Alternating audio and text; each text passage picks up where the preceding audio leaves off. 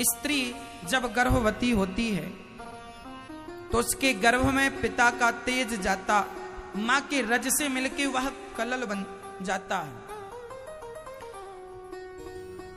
10 दिन में बच्चा बेर की तरह होता है, 1 माह में बच्चे का सिर बनता है। दूसरे माह में जब स्त्री गर्भवती होती है, ये तब का मेडिकल साइंस है।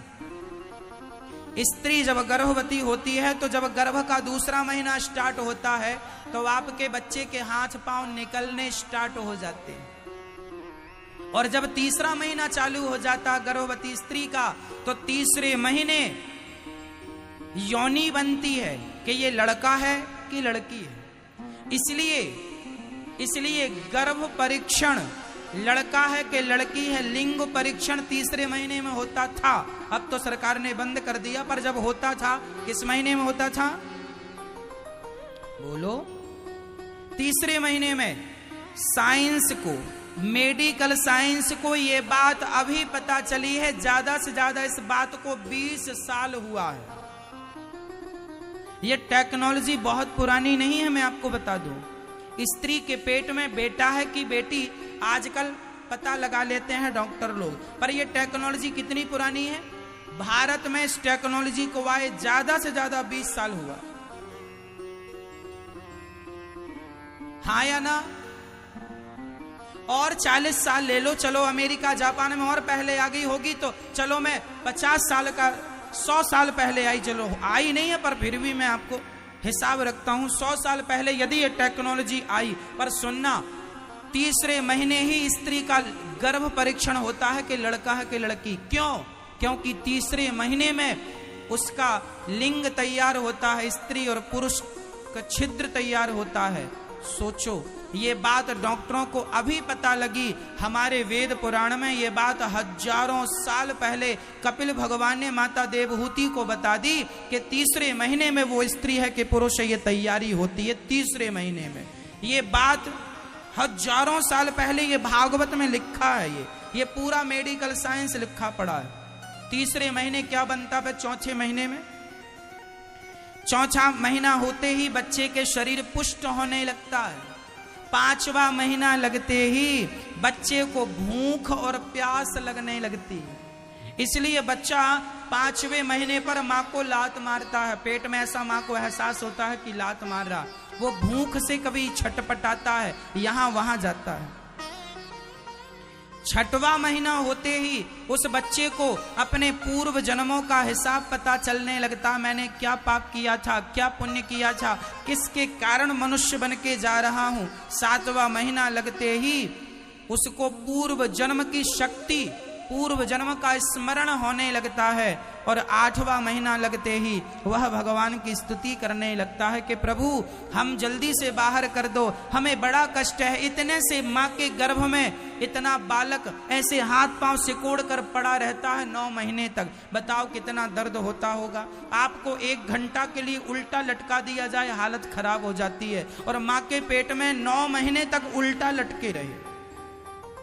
कहां लटके रहे? मलमूत्र के गड्ढे में। कोई अमृत नहीं भरा मलमूत्र के सिवा। कई बार डॉक्टर कहता है बच्चे के पेट में पानी चला गया। कौन सा पानी? मलमूत्र चला जाता है गर्भ में जो मलमूत्र, वो तुम मलमूत्र में पले हो। हाँ, मलमूत्र के गड्ढे में रहे हो और आज यहां बड़ी बड़ी बातें बता रहे हो। भूल गए अपने दिन। 9 माह तुम कहां गुजार के आए हो और कितना कष्ट तुमने सहा है। गोस्वामी तुलसीदास जी लिख रहे हैं, जन्मत मरत दुसह दुख होई। जन्म लेने के समय और मृत्यु के समय बड़ा कष्ट होता है, लेकिन आदमी सब भूल जाता है। थोड़ा सा प्यार पा गया, परिवार पा गया, पत्नी पा गया, पुत्र पा गया, इसकी मिठास में सब भूल गया और आज उलझा हुआ प्राणी बैठा हुआ है। एक कुत्ता था, एक घर में गया, खड़ा हो गया। उसे लगा मालकिन निकलेगी रोटी देगी, पर मालकिन निकल के एक लाठी जमाती। दूसरे घर गया, वहां भी लाठी। तीसरे घर गया, वहां भी लाठी मिली। चौथे घर गया तो वहां एक रोटी का टुकड़ा मिल गया। पूंछ हिलाकर कुत्ता रोटी खाने लगा। एक महात्मा जी देख रहे थे तो संत ने कुत्ते से कहा, क्यों अब बता कल आएगा रोटी मांगने? कुत्ता बोला आऊंगा। संत बोले 3 घर में तुझे डंडे पड़े, लाठियां पड़ी भूल गया।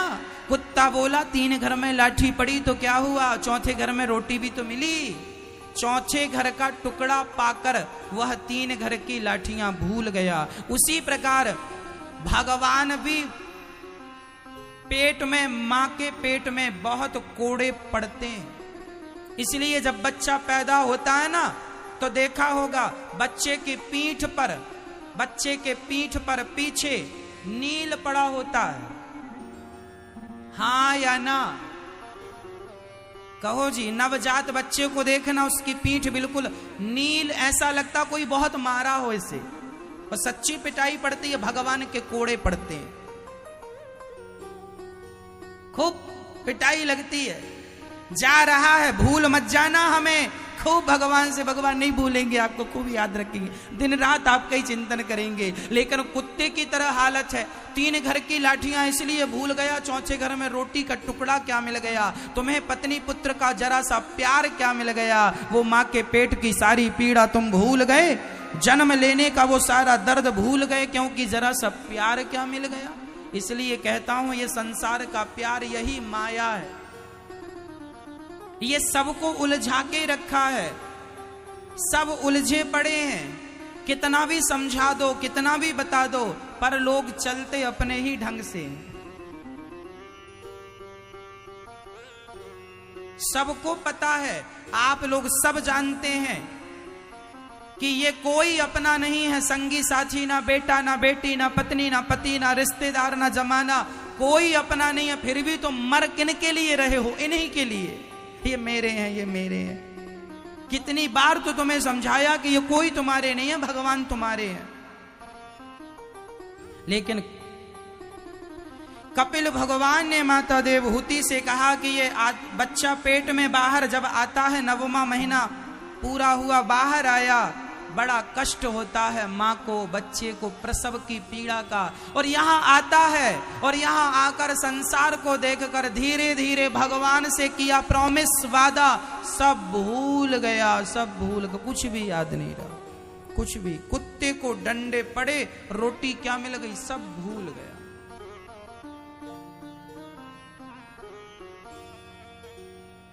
आप लोगों को कुछ याद है कि माँ के पेट में कितने डंडे पड़े थे? नहीं याद है। क्यों याद नहीं है? क्योंकि संसार का प्यार मिल गया, याद ही नहीं है कुछ। इसलिए कहता हूं वो दिन भी याद किया करो जब उल्टे लटके थे। सोचो कि तुम यहां क्यों आए हो? क्या ऐसे ही खाना पीना मौज मस्ती करने आए हो? खाना तो फिर पशु पक्षी भी जानते हैं, सोना तो पशु पक्षी भी जानते हैं, और बच्चे पैदा करना तो पशु पक्षी भी जानते हैं। और तुम भी यही करते रहे, तो उन पशु पक्षियों में और तुम में अंतर क्या रहा?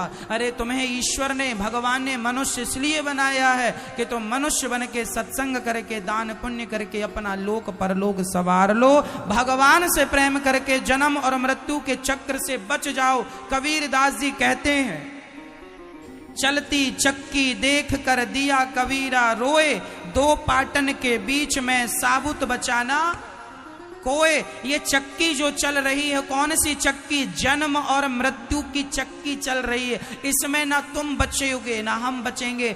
बार बार हम मर जाते हैं, बार बार जन्म, पुनरपि जननम पुनरपि मरणम पुनरपि जननी जठरे शयनम। इसलिए भज गोविंदम गोविंदम भज मूढ़ मते। आद्य शंकराचार्य जी कहते हैं, ऐ मूढ़ मते, ऐ व्यक्ति, ऐ मनुष्य, तू भगवान की शरण में आ जा, नहीं ये जन्म और मृत्यु की चक्की जो चल रही है, पिसते चले जाओगे। और मनुष्य शरीर पाकर गलती करोगे तो 84 का चक्र फिर बिगड़ जाएगा।